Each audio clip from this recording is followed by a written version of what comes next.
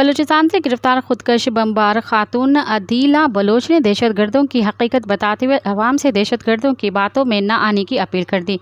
तुर्बत से गिरफ्तार खुदकश बमबार खातून अदीला बलोच के हमरा कोयटा में प्रेस कॉन्फ्रेंस करते हुए तर्जुमान बलूचिस्तान हुकूमत शाहिद रिंद ने कहा कि अदीला तुर्बत डिस्ट्रिक्ट हेडक्वार्टर अस्पताल में नर्स के शोबे से मुंसलिक थी।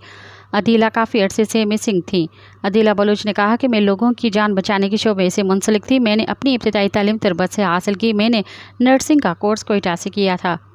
मुझे कुछ लोगों ने वर्गलाया कि मैं खुदकुश हमले करूं। अदीला बलोच ने बताया कि बलूचिस्तान में दहशतगर्द खवातीन को खुदकुश हमलों के लिए इस्तेमाल करते हैं। ये लोग ब्लैकमेलिंग करके ले जाते हैं। बलूचिस्तान हुकूमत की वजह से मैं ये गुनाह करने से बच गई। मैं दहशतगर्दों के नापाक इरादों से बच गई।